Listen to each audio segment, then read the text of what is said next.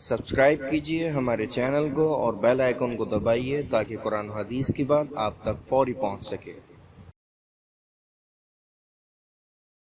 حج کے ارکان حج کے دو رکن ہیں، طواف زیارت اور وقوف عرفہ۔ نمبر 1 طواف زیارت اور دوسرے وقوف عرفہ۔ حج کے واجبات 6 ہیں۔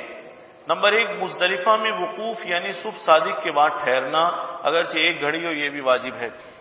اگر راستہ چلتے بھی اس وقت مزدلفہ میں سے گزر جائے تو وقوف ہو جائے گا۔ نمبر 2 صفا اور مروہ کے درمیان سعی کرنا، یہ بھی واجب ہے حج کی سعی۔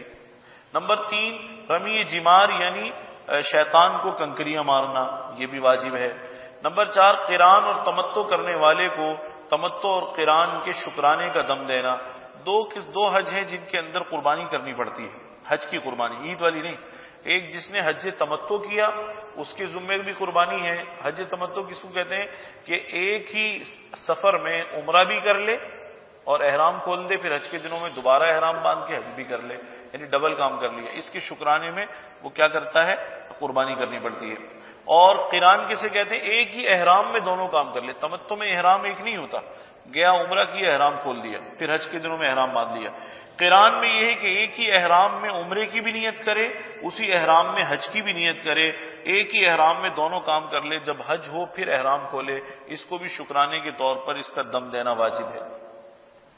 نمبر 5 حلق یعنی سر کے بال منڈوانا یا تقصیر یا ایک پورے کے بقدر بال کتروانا، ویسے حلق افضل ہے، قصر کی بھی اجازت ہے۔ نمبر 5 آفاقی یعنی میقات سے باہر رہنے والے کو طواف وداع کرنا۔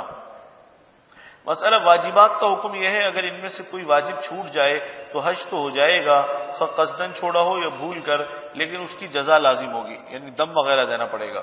البتہ اگر کوئی فعل کسی معتبر عذر کی وجہ سے چھوٹ گیا تو جزا لازم نہیں آئے گی۔ ہاں اگر مثال کے طور پر جیسے کنکریاں مارنا ضروری ہے، اب کوئی عورت یا کوئی بوڑھا شخص اتنا بیمار ہے کہ کنکری مارنے کے لیے جا ہی نہیں سکتا، رش بہت زیادہ ہے، تو اب اس کے لیے گنجائش اس بات کی ہے کہ وہ خود نہ جائے کسی دوسرے کو بھیج دے، مجبوراً خود نہ جائے کسی دوسرے کو بھیج دے، تو اس پر دم نہیں آئے گا۔